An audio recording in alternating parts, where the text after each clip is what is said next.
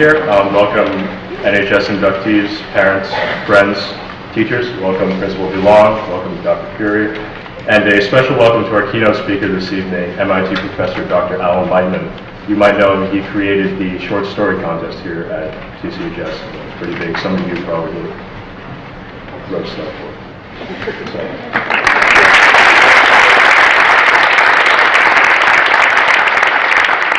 I know all of you have a ton of things to do, so we'll get things going. Thanks for making time for this. Without further ado, let's get started by welcoming Principal DeLong.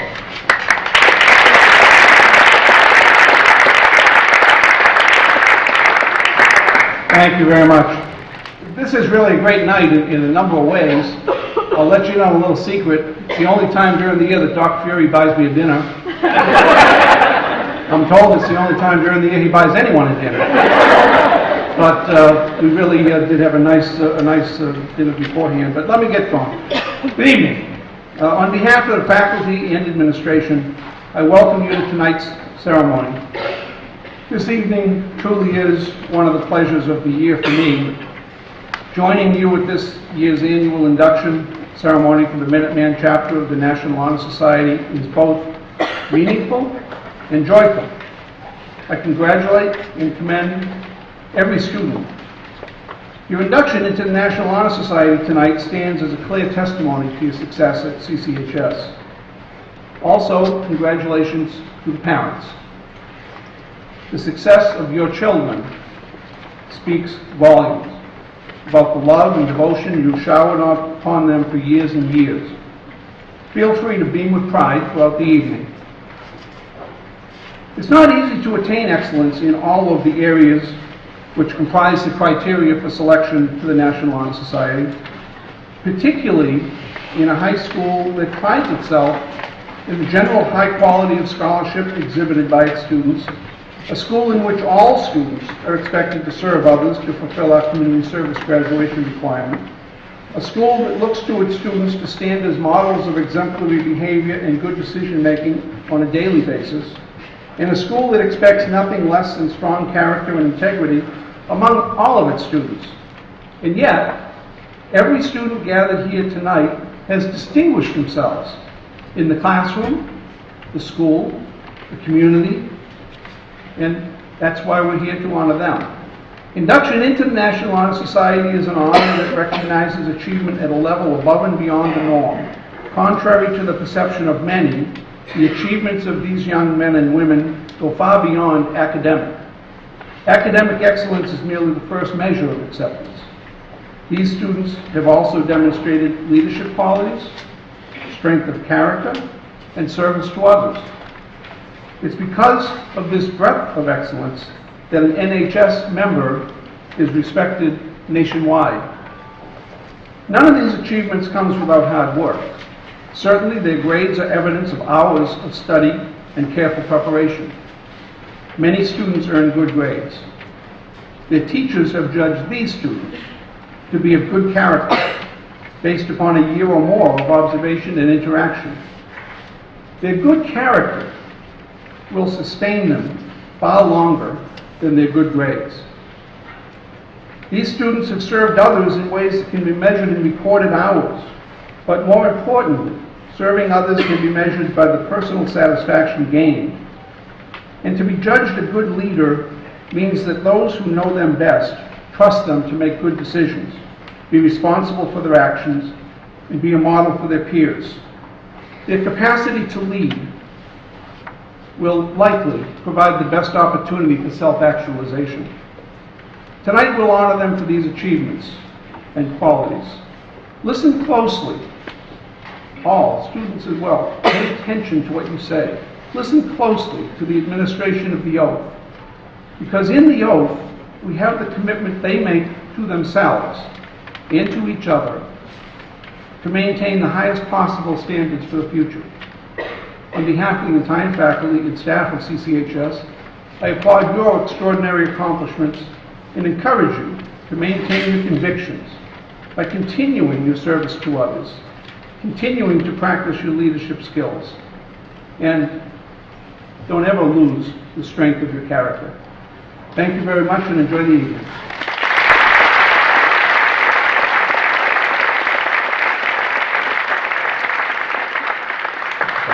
long. Traditionally, at every NHS induction, there's a candle lighting ceremony. We have candles. I'm here to talk about the essence of light, which is representative of the NHS. When the officers and I were planning this ceremony about 3 or 4 weeks ago, Dr. Curry turned to me with a very serious look that most of you probably know, and he told me I had to make a speech about the essence of light. And I asked him, Doc, well, what am I supposed to do for this? And, he shrugged his shoulders and said, use a lot of metaphors, I guess. So here goes. I'm going to see what I can do. A week or two ago, I found myself with not much homework to do. Luckily, Dr. Curie had given me a copy of Einstein's Dreams, which Dr. Lightman wrote, and it was very, very good. You guys should all read it. I'd like to share with you an excerpt from the beginning of the book, which describes the rising sun filtering into a burned patent office. 10 minutes past 6, by the invisible clock on the wall. Minute by minute, new objects gain form. Here, a brass wastebasket appears. There, a calendar on the wall. Here, a family photograph, a box of paper clips, an inkwell, a pen. There, a typewriter, a jacket folded on a chair. In time, the ubiquitous bookshelves emerge from the night mist that hangs on the walls.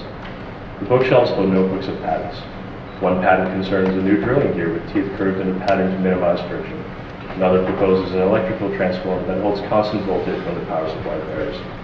Another describes a typewriter with a low-velocity type bar that eliminates noise. There's a room full of practical ideas. Outside, the top of the Alps start to glow from the sun. It is late June.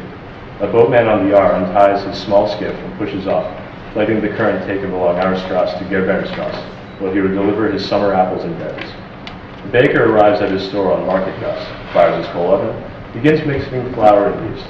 Two lovers embrace on the Nijde Bridge, gaze wistfully into the river below.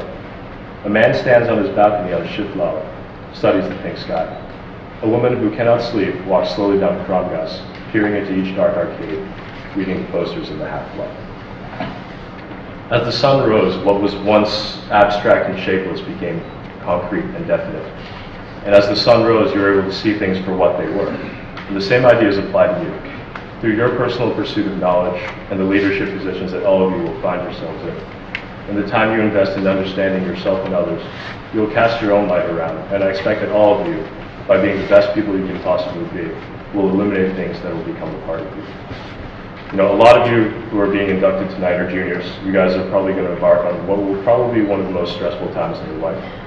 A lot of you are probably asking, you guys very cynical, why should I shine my light? What is the point of it all? The pressure of applying to college, which many of you probably already started, combined with schoolwork and the thousands of other things that I know you guys do, it'll make you disillusioned, it'll make you disenchanted. And usually at this point, I would say, don't worry, the stress goes away second semester, and then you'll be home free. Well, here's the truth. The stress lasts.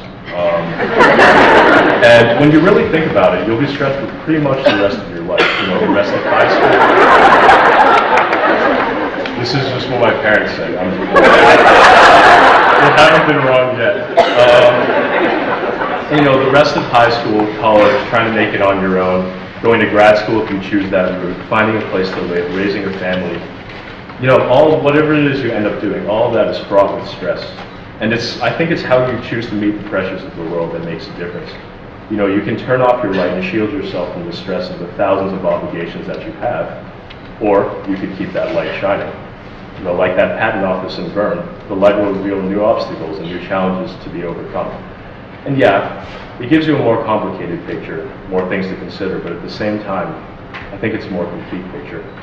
If you exhibit perseverance where it comes to your obligations, I'm sure that you'll eventually find something that's meaningful to you. I could keep talking about light, but here's my point, plain and simple. You students sitting out in the audience are the best CCHS has to offer. Next year, you guys will assume complete and well-deserved leadership of the school. The achievements and the accomplishments that you've made thus far, athletic, academic, and artistic, is the reason our school is one of the most respected in the nation. However, there's more to be done, there's more to know, and there's more to achieve. Don't rest on your laurels just yet. You guys are on a roll, so keep going. I'm honored to stand before you this evening, and I know you guys won't disappoint me. Thanks a lot. So my assignment was to speak about scholarship. Scholarship. Scholarship is defined by Webster's Dictionary as the gift of money or other aid to enable a student to pursue his or her studies. Oh, shoot, wrong definition. Kind of flustered.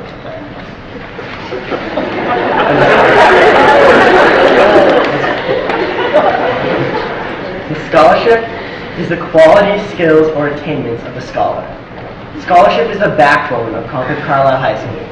With sports, clubs, music, and social life, the days of a high school student are packed. Nevertheless, you've come home exhausted and worked diligently. You have acquired knowledge, you have learned to think, and you have pushed yourself further than you thought you could ever go. After a short sleep, you have the mental toughness to get up and do it all over again, with vitality. Why do you do this? The ability to think and reason is what separates humans from animals.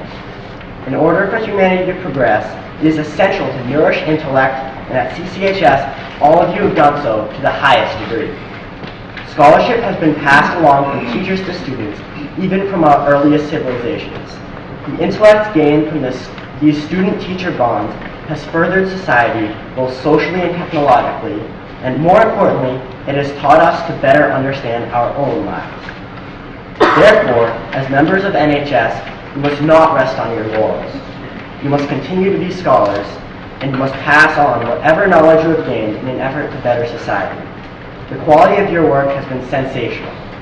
You have honed a multitude of skills at CCHS.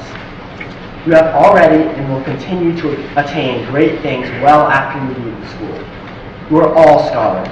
Congratulations on your induction to NHS, and continue to be the scholars that make this school amazing. Thank you.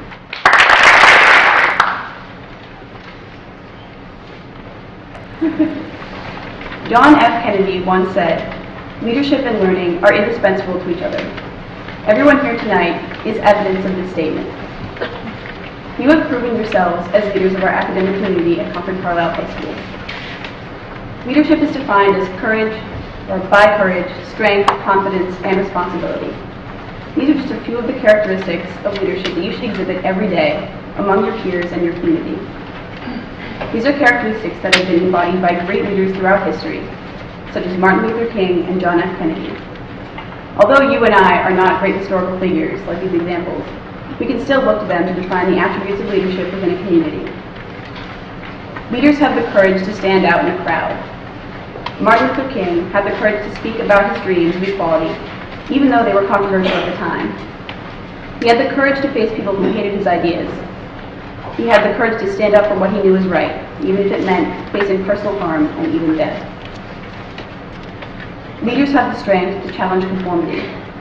Martin Luther King challenged the social norms of his time by preaching peace and equality among all people and all races. Many people were afraid to accept equality of all races and backgrounds because they were afraid to be different. These people were followers, not leaders. Martin Luther King had the strength to preach ideas that challenged authority and to lead against conformity. Leaders have the confidence to lead by example. Martin Luther King spread his message through his speeches, but also through his own personal examples. Dr. King preached peace and lived peacefully. He dreamed of equality and treated all people equally. He lived his life as an example for others to follow, and this was his strongest method of leadership. And finally, leaders are responsible for all who follow them. Martin Luther King preached peace, acceptance, and equality because he wanted to better the lives of his followers. Dr. King did not lead for fame or fortune. Dr. King led because he had a responsibility to make a social change that would benefit others. Everyone here tonight has proven themselves as leaders of the Concord Carlisle High School community. I challenge you all to take my advice and continue to lead our community through courage, strength, confidence, and responsibility. But let's be clear, I do not expect all of you to become Martin Luther King. I am simply suggesting that you follow his example and the examples set by many great leaders in history. Remember to have courage, strength, confidence, and responsibility. Great leadership will come to you as you embody these characteristics. Thank you.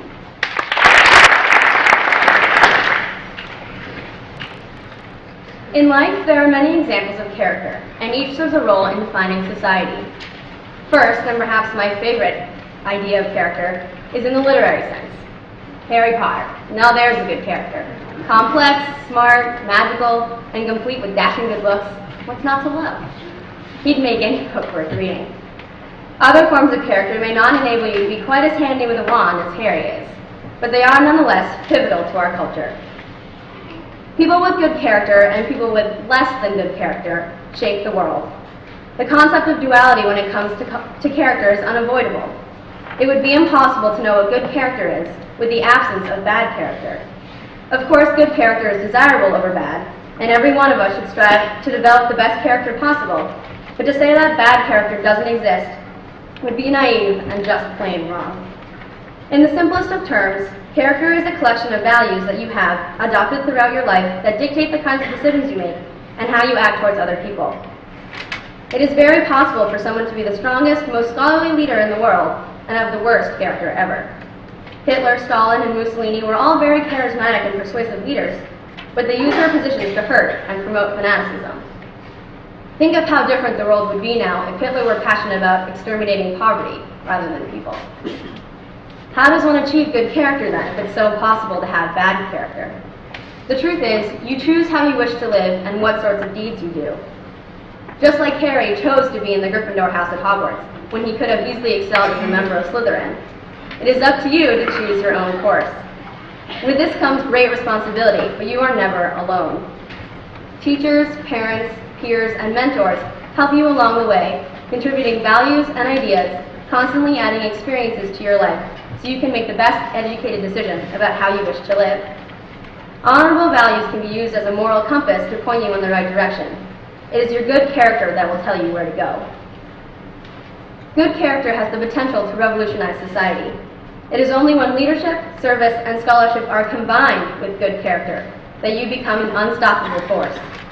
Without character to fill in the cracks, one becomes a good deed doing robot.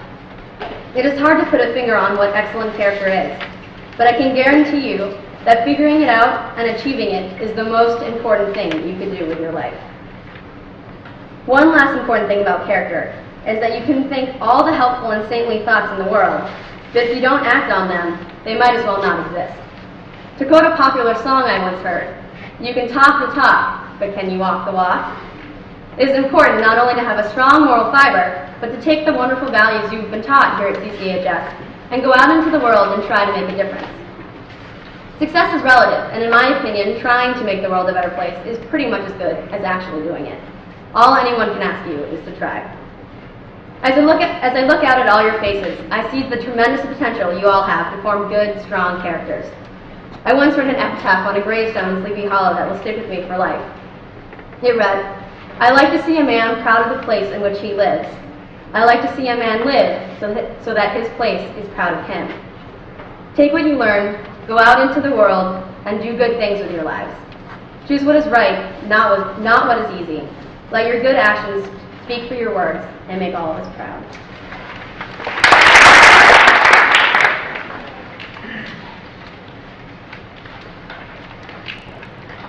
Good evening, everybody. Let me just say first that I'm super proud to be here, and I'm really excited. I know that it's going to be hard for all of us to leave CCHS, but it's going to be in really great hands, so congratulations. It's taken a lot to get here. I've been asked this evening to speak on the topic of service. Now, in preparing my remarks for tonight, my first inclination was to look up the word service in the dictionary. And Webster's gives us a number of different definitions. Service, the work of a servant. A service, a meeting for worship. Service, a branch of public employment. Or to service, to repair. But the kind of service that I want to talk about tonight, is a somewhat different interpretation of the word. The kind of service that I'm talking about is the type that's done out of a sense of duty. Quite simply, it's giving back. Now, if you have ever or will ever take Dr. Puri's class in world religions, you'll talk at length about the Hindu concept of dharma. Dharma can best be described in English as the natural law or duties an individual must recognize in order to fulfill his or her destiny. With this in mind, we can see that service flows directly from duty. Despite the definitions I mentioned earlier, service is not an employment. It's not a repair. Service is not a favor, and it's not an errand. And to this effect, service cannot be considered a chore. We would all do well to understand that we are greatly indebted to every parent, every teacher, and every citizen who has ever helped, even in the smallest way, to make our lives better. Marion Wright Edelman, a great civil servant, once characterized this state of debt, saying that service is the rent you pay for living on this planet. Service is the rent you pay for living on this planet.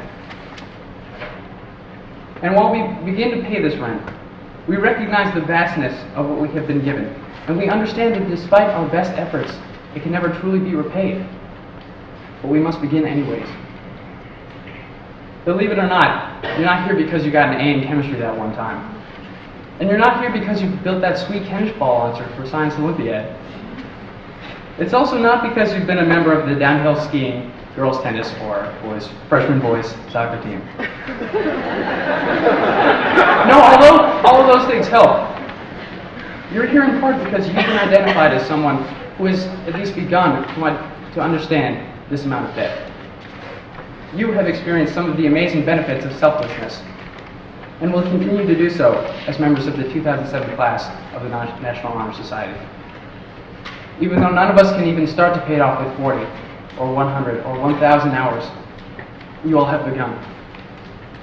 So congratulations to all of you, and good luck next year. Thanks again. Renowned as an educator, a writer, and a scientist, Dr. Alan Lightman was educated at Princeton and at the California Institute of Technology, where he received a PhD in theory. For those of you who may not be as familiar with Cambodia's history, in the 1970s, the Khmer Rouge systematically destroyed its educated class. In June of 2005, the Hartwell Foundation built a school building in a village 50 miles out from Phnom Penh. It's currently planning on building a dormitory for college women in that city. From the Hartwell Foundation to the PhD in theoretical physics to the internationally acclaimed works of literature, this is someone who's accomplished several lifetimes of work. I have the distinct honor and pleasure of introducing Dr. Alan Lightman.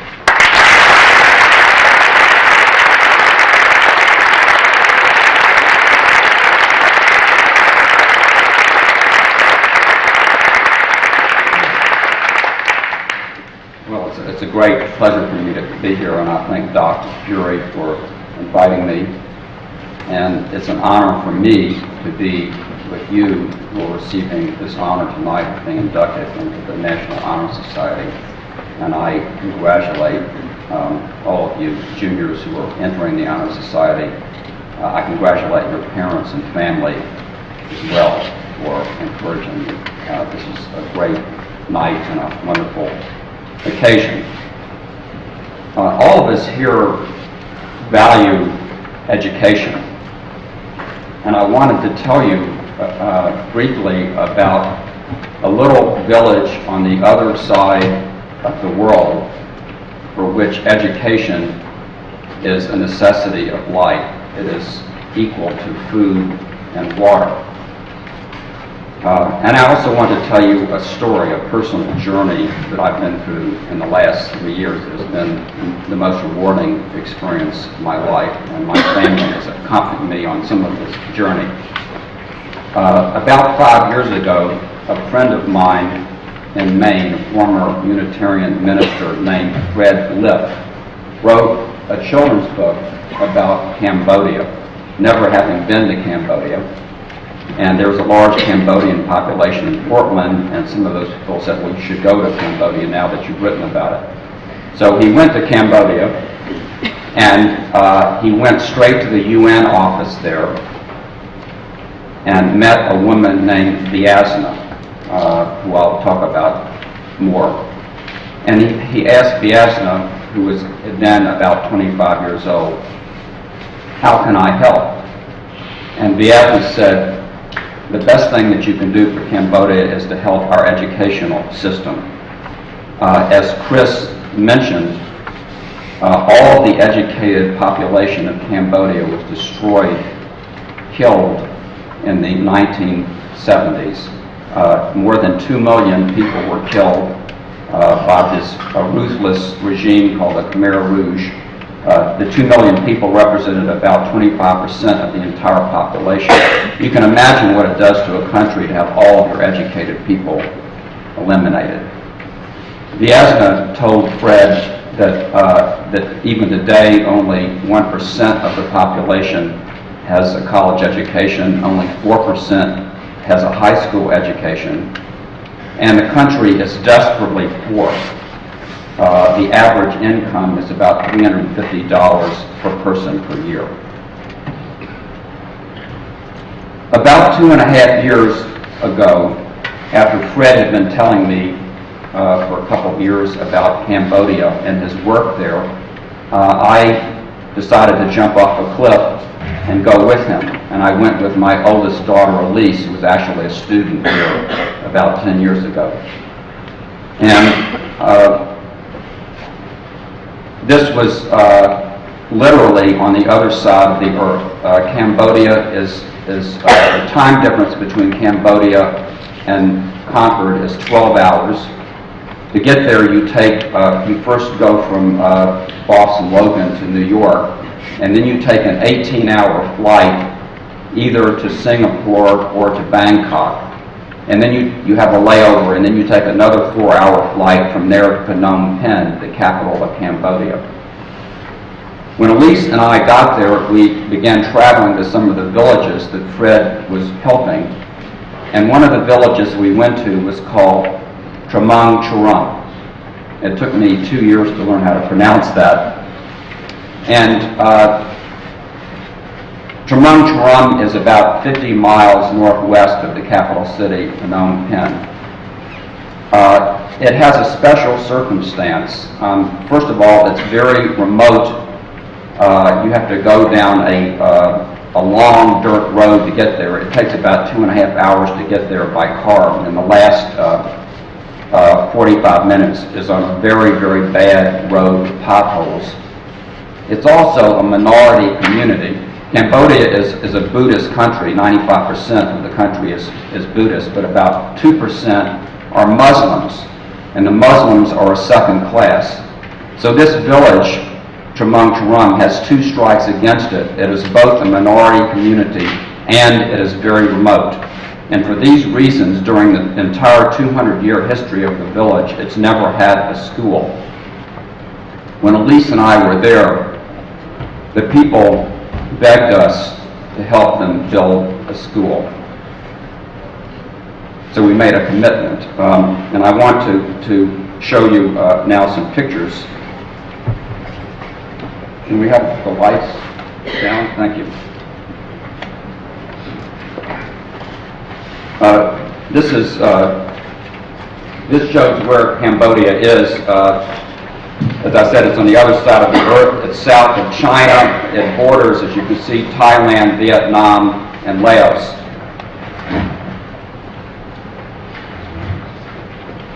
This is a picture of Vyazna and me. Vyazna, you remember, was the UN woman that first talked to Fred Lip.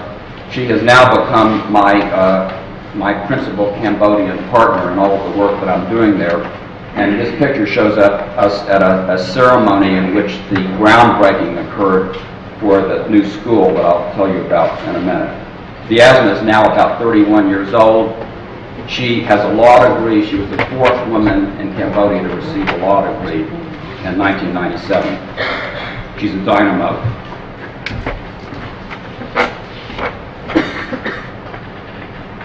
This is the road leading to Tramang Churam. This is the good part of the road. It gets much worse after this.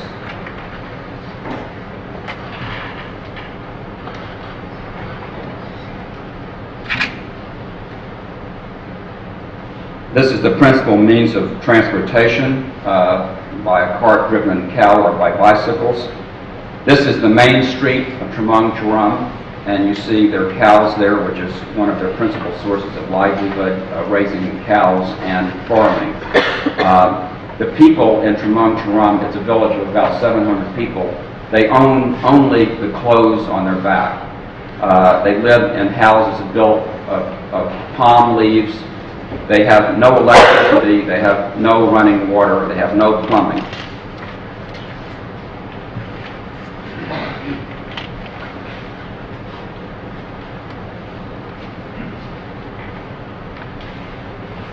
This is the main store in Tremont-Jerome, typical of the kind of architecture they have. This is a typical house in Tremont-Jerome. This is better than usual. This is the chief's house.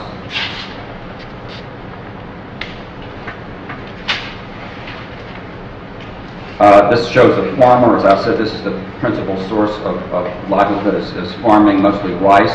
These are two children in the village. I'll show you a few pictures of the people there. Another little boy of the village. You can see the bicycle there in the background. This is one of the oldest men in the village, sitting underneath his house.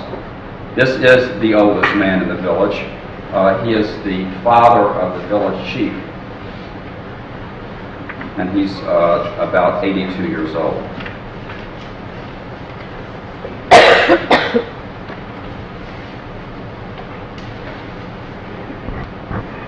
Sorry about this. This is the religious leader of the village sitting in the mosque. And this is Lebkrem, who is the village chief. And he is a man of about 62 years old who has a $1 million smile.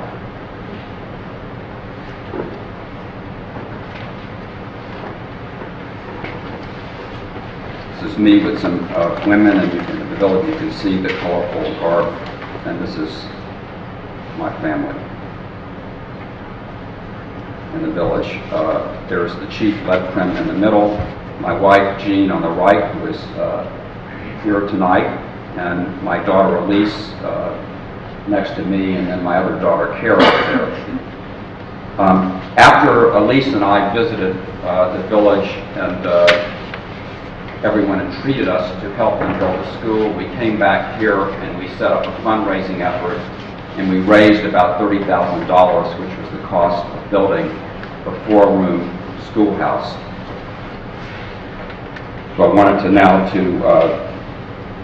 show you some pictures of that. There is the construction of the school.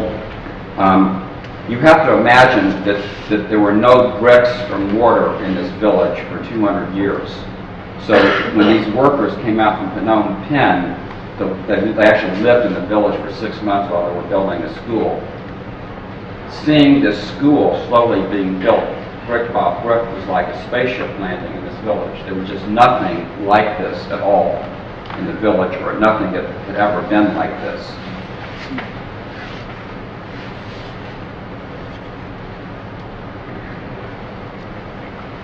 They had gas-generated power tools, no electricity. And here's a picture of the finished school. It's a 4-room schoolhouse. There are about 150 children who occupy it now. It was finished last June, almost a year ago, and this is a picture on the inauguration day showing some of the children standing in front of the school. You'll notice those, just below the roof, along the wall, you'll see those slats. Those are ventilation slats. It's so hot there that every building needs to be designed really well to make it cool and to give it good ventilation. So one of the things that the children love about the school is it's a cool place. Literally cool.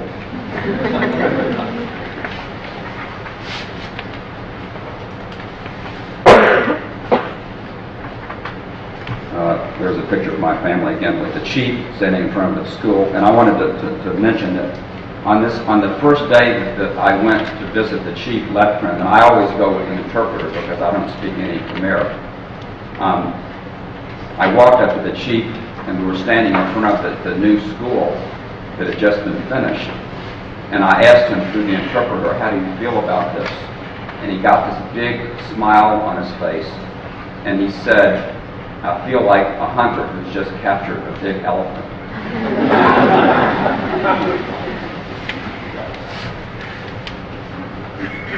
These are children in the classroom. As I said, there are 4 classrooms, and all the village elders and younger children were dying to get in and look through the window. The school has 3 teachers, and I just love this picture. You can see the boy's got artistic talent. The man on the right there, who's about 25 years old, really started the entire thing. He had relatives who lived in this village, and five or 6 years ago, he rode his motorcycle to Phnom Penh and went to meet Vyasna. And he told Vyasna, the people in this village have no school, but they built a roof. The roof was of course, made out of palm leaves, and he says, can you help us build the rest of the school? The villagers have built a roof. And so he started everything. He talked to Vyasna, Vyasna talked to Fred Lepp in Maine, and Fred Lepp talked to me.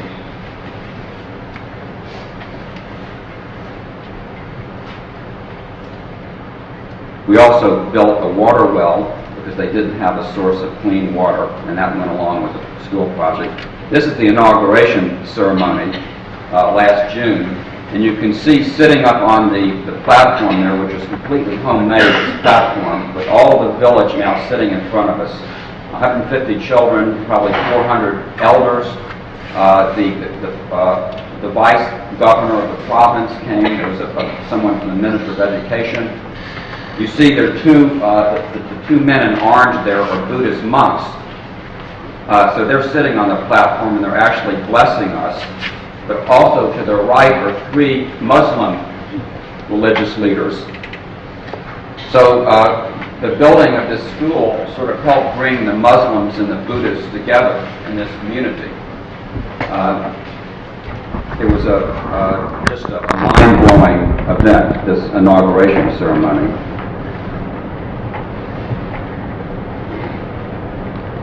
And there's Vyasna sitting up on the stage there.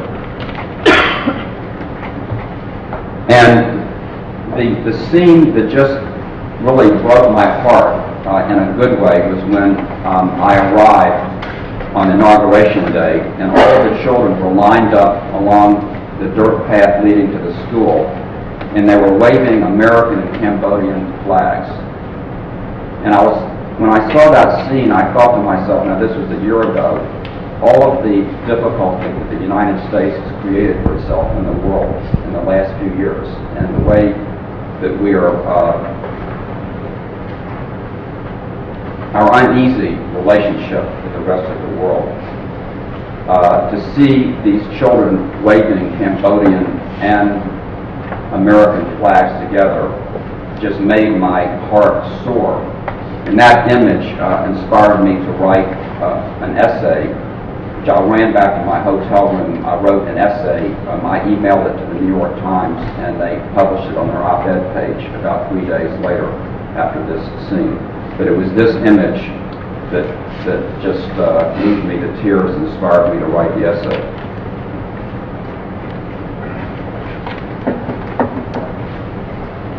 And I think I'll stop there. So could we have the lights again, please? I'm finished here. And I just wanted to say one more thing in closing.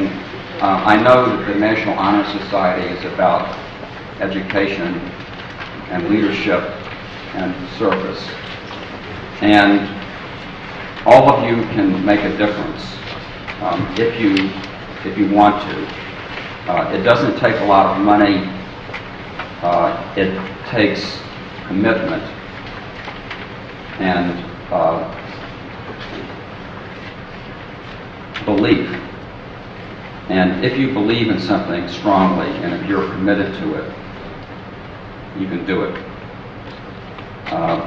That's what I have learned from working with these amazing people on the other side of the earth. Thank you. On behalf of the NHS here at CCHS, we'd like to present Dr. Alan Levin with this check for the Harpswell Foundation.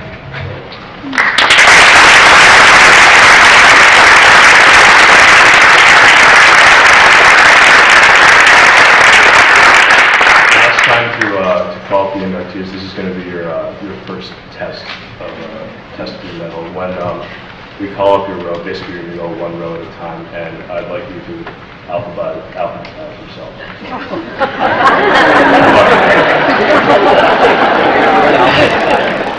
Let's go. Pamela Anderson, Molly Battle, Spencer Betancourt, Sarah Bollinger, Basil Gork. Okay. Tammy Anderson.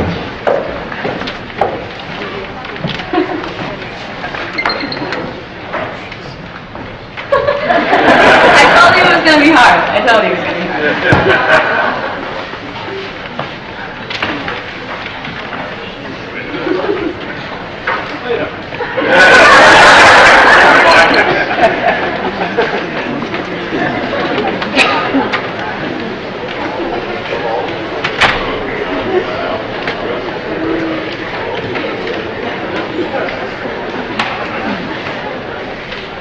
You guys have enough A's already, so I guess A's are missing.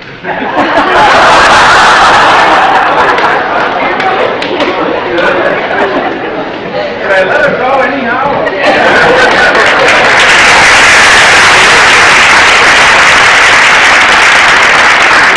Molly Battle. One of the B's, too.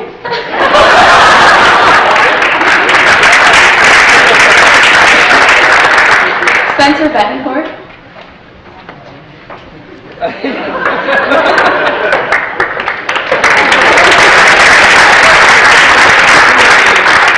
Sarah Bollinger.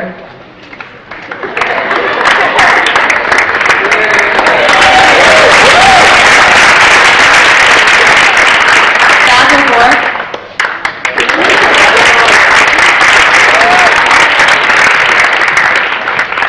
Hannah Broughton.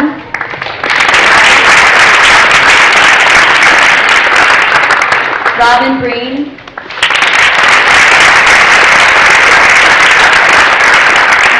Andrew Brown.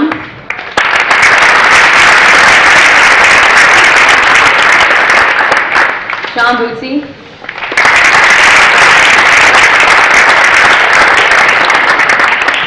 Maggie Cadian.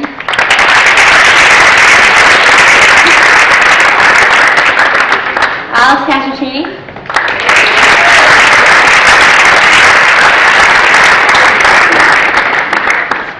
Ricky Giacchetti.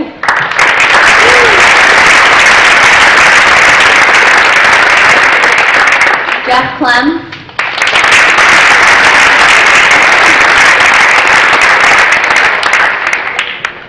Matt Coogan.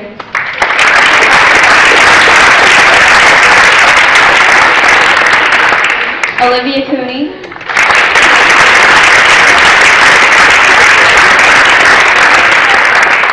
Catherine Courtney.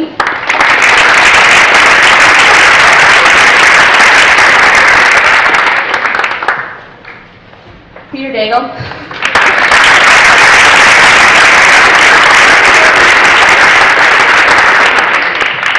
Nicole Davies.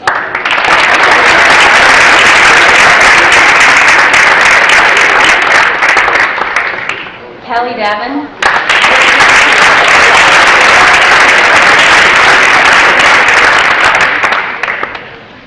Rory Kramer.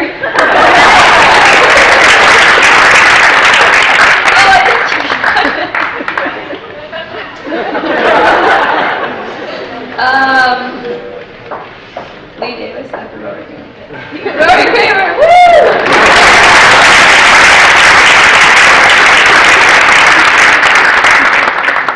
Lee Davis.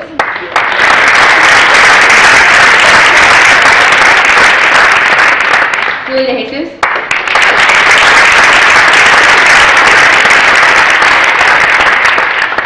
Robert Dons.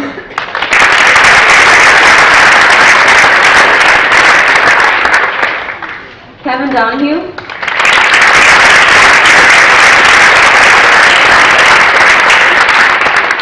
Aubrey Doyle.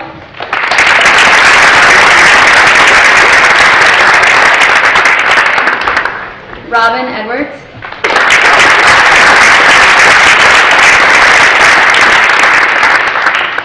John Eldridge.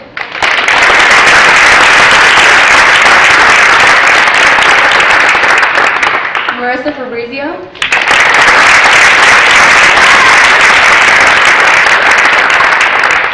Susanna Fardy.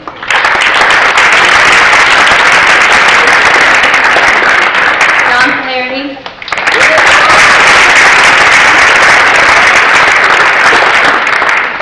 Emily Fitzenders.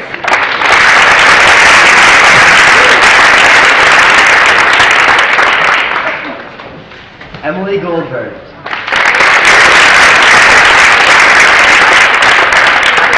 Francesca Granado.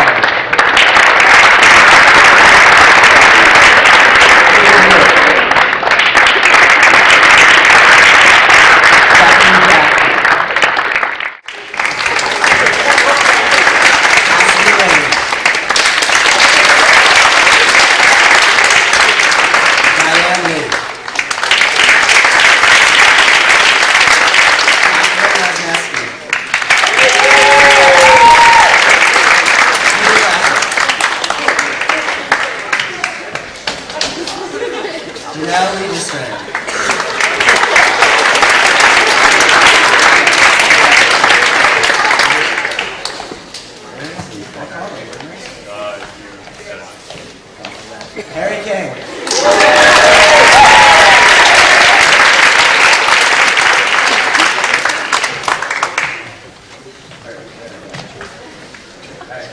Jennifer Lashansky.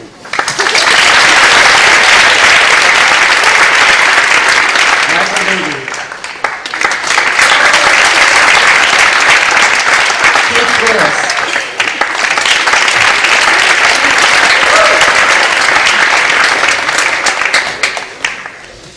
Laura McGee.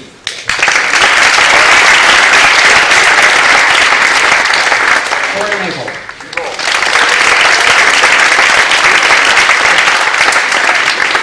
Kayla Matthews.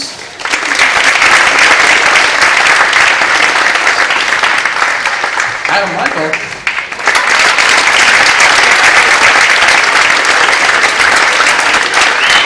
And Chris Michael.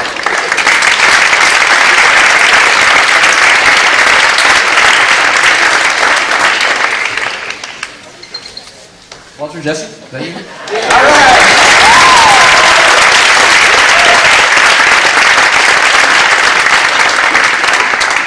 Bill Mills.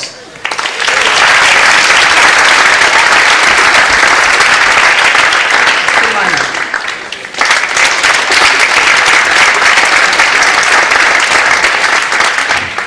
Caitlin Moss.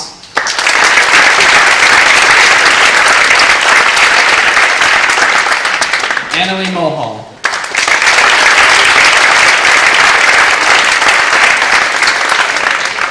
Molly Nix.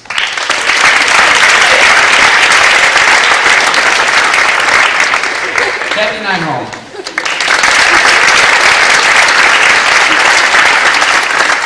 Catherine O'Kelly.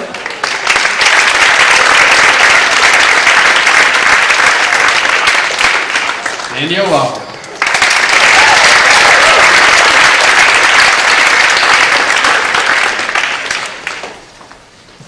Dee Dee Offenheiser.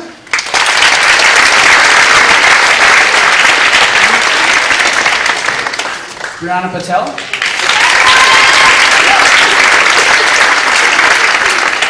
Rebecca Patterson.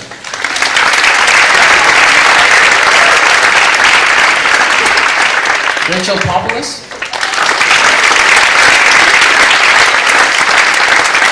Jay Pierce.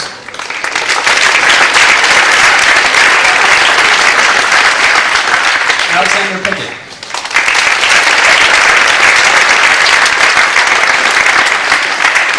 Lisa Pierce.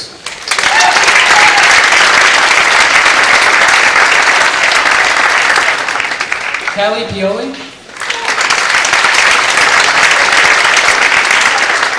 Meredith Pablo.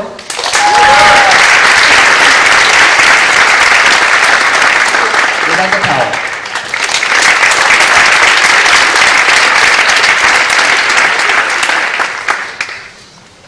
Priya Rajgopal.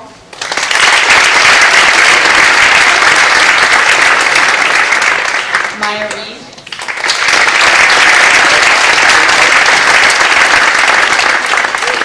Hannah Richardson.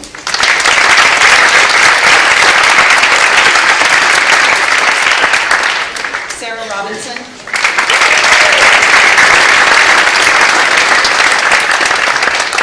Catherine Ryan.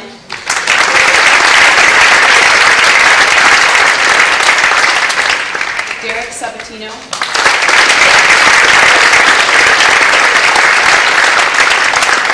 Iman Zakat.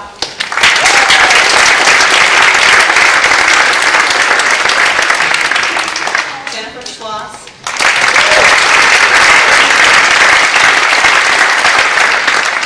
Erin Sherwood.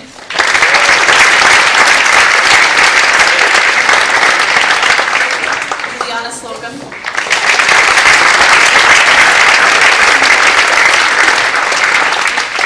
Alexandra Snyder.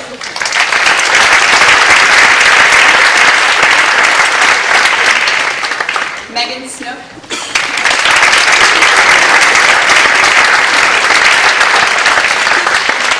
Eric Sendredix.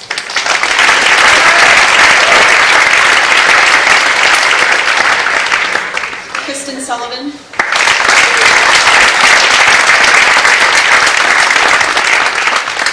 Julie Sutherland.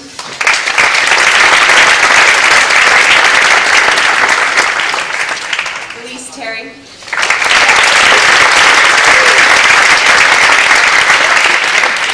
Brian Thompson.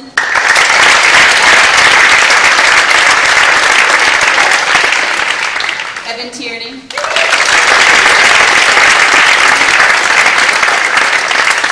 David Tobin.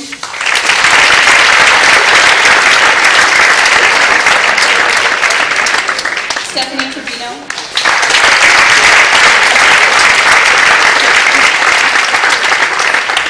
Madeline Beltero.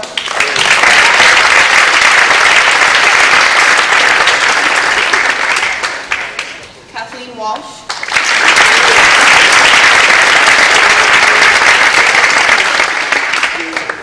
Peter Walters.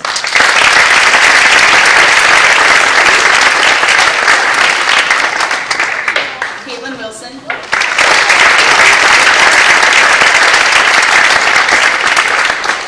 Emily Yu.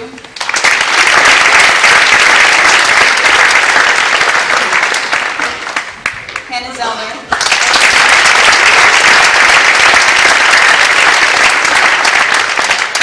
Sarah Zurendorfer.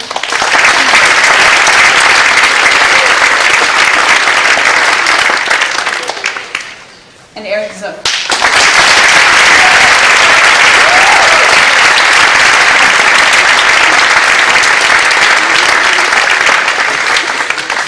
We found the missing things. With Pamela Anderson, Molly Battle, and Spencer Denford. Please come back up.